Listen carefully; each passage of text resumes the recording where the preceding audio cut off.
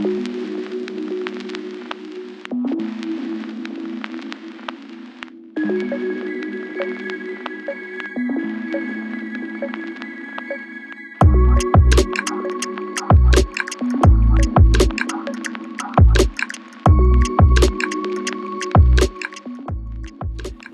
my name is Edward Malnar, and I work here at Northfield's Public Library. Growing up, my family never talked much about heritage. We were always just American. It took until many years later, studying Russian at Carleton College, that during study abroad we went to Siberia and visited a historical recreation town on the Siberian steppes. It was there that I encountered a food, something very familiar because my father had made it frequently for me while I was going to high school. Seeing how I responded to it so well and loved it so much, one of the reenactors asked me about this, and I told him this was exactly how we made it at home. He just slapped me on the back and said, "Truly, you must be Slavic too." And he was right, although I'd never really thought about it. My father told me that he learned this recipe from his grandfather, who emigrated from Croatia to the United States in the 1930s. It is very simple. Just fried sausage, peppers, and potatoes together. But it was something that was a part of my life. This is what I hope that we recognize together for America's future. Our heritage, our cultures, all of these little pieces of our customs and our backgrounds come together to make something that is greater and more mysterious than we ever would have thought about before. But I hope that we treasure every piece of that, remaining together as one country. Thank you. Hi, my name is Rachel Latham. I am a commissioner on the Economic Development Authority, and I also served on the Riverfront Enhancement Advisory Committee this summer. So I'm part Swedish, and growing up, I heard my grandma often say ufta and ishta all the time. We had Swedish meatballs, blueberry soup in winter, during the Mora Vasaloppet, a ski race, and there were plenty of jokes that flew around about lutefisk.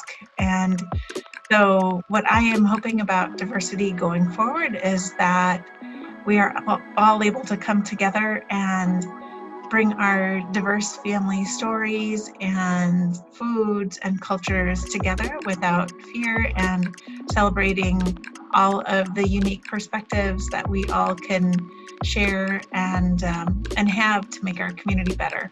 So I love the fact that Northfield is a diverse community, and I look forward to the future where everybody can bring their stories to life. Hello, my name is Michaela, and I am the city planner for the city of Northfield.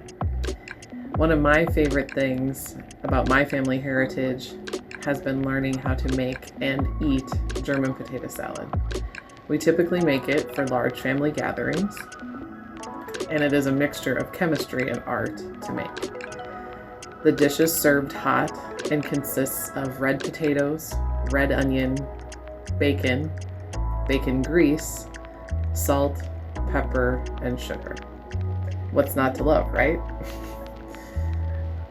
I hope that future generations will continue to make strides in realizing and materializing that we are all created equal.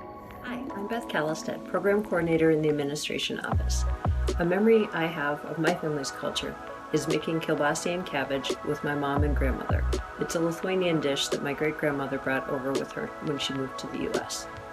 A hope I have for the future of diversity in our community is that one day soon our boards and commissions will better reflect the diverse membership we have in our community.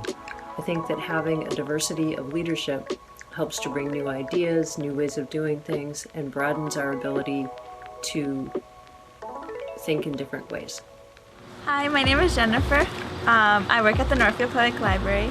My favorite memory is when I was younger, I would go to Mexico and spend time with my grandparents every 3 months. And I remember going down there, and my grandma thought it was a great idea for me to learn how to make handmade tortillas.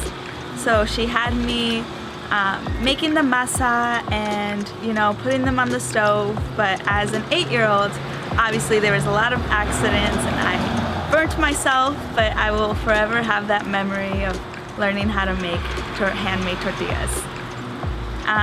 Something I hope for the future is that everyone continues to be treated and respectfully, and that we continue to grow. Hello, my name is Jimpence. I am the new part-timer in the Northfield DMV, where our motto is, we want your experience to be a happy one. Along with June, Renee, and Susie, we'd like to see you at the DMV anytime. My heritage is German, Norwegian, and Scottish, and I'd say that lutefisk would be my biggest cultural food that stands out in my mind.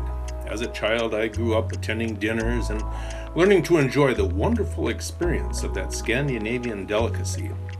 Not all the relatives learned to savor this dish, but like many cultural foods, I learned to appreciate and actively enjoy it.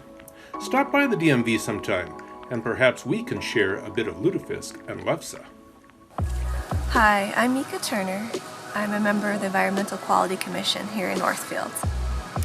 I'm going to share a story about my family. I'm half Japanese, and my family was here during the internment of the Japanese population in America in World War II. To get out of the internment camps, my grandfather and his brother joined the Army and worked as translators here for the U.S. forces. This is a picture of my grandfather. They did both of their training at Fort Snelling here in Minnesota, which I didn't find out because I moved to Minnesota after college. Most of my family, Japanese side of the family, lived in Spokane, Washington, and the Idaho area. So my uncle let me know that by coming back to Minnesota, I was kind of bridging some period of history that my grandfather also experienced. My hope for the future in regards to diversity here in the U.S. is that we actually live up to our ideals. We have a lot of ideals, but I don't feel like we are actually living up to them. We talk about freedom and equality, but we've yet to fully do that. I mean, for me, things are more free and equal now for my people, but it just seems to be a shifting target. Hispanic people are being still oppressed and marginalized. Muslim people are being oppressed and marginalized and demonized. And I think there's a long way to go, and I hope we make it to meeting those ideals and not just have nice words, but words that actually mean something. Hi, I'm Laurie Cadet, Library Services Manager at the Northfield Public Library, and I am part Belgium. And one of my favorite stories that I heard growing up was that my great-grandparents immigrated from Belgium and met on the ship on their way over. My hope for the future of racial equity is that we as humans continue to learn about ourselves and listen to each other's stories. I'm Corinne Smith. I'm a part of the city's Complete Count Committee for the census. I grew up in Tennessee, so when I think about my ethnic background, I do not identify as German or Norwegian or even English. I think of myself as Southern. I grew up saying yes ma'am and yes sir and y'all.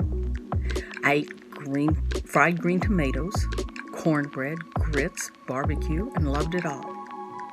However, the most defining part of my Southern culture at that time, the part that shaped me the most, was the fact of segregation. On a day-to-day basis, I did not think much about this. Nonetheless, it was a very strong presence in my life.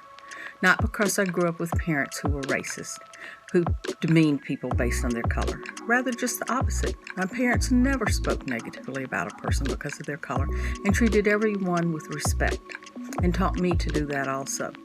Nor did I hear racist comments from many people in my life. Instead, the racial disparities were evident in other ways.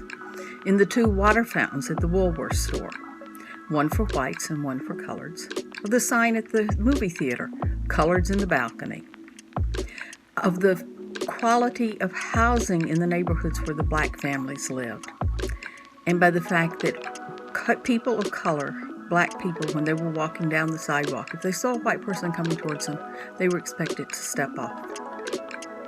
My first personal experience with racism came when I was a preschooler. The black woman who worked for my family as a maid had a grandson my age. and on occasion she would have to bring Ernest with her when she came to work. And on those days, I would always have to make a decision. Was I going to go play with my friends and have to leave Ernest behind because he was not allowed in their homes? And then Ernest would be bored all day. Or was I going to stay home and play with Ernest, which was fun, but I missed my friends?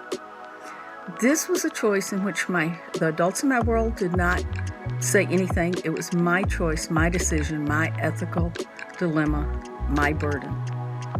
This taught me at an early age that making decisions about people based on the color of their skin was unfair and insane. I did not like it.